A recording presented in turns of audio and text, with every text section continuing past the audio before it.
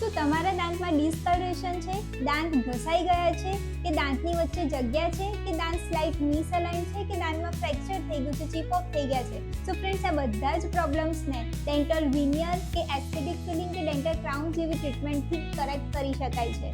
So friends, તમારા માટે કયો ઓપ્શન બેસ્ટ રહેશે એ ડેન્ટલ ક્લિનિકમાં જઈ ડેન્ટિસ્ટ જોડે પ્રોપર ચેકઅપ કરવાથી તમને પ્રોપર ગાઈડ કરશે.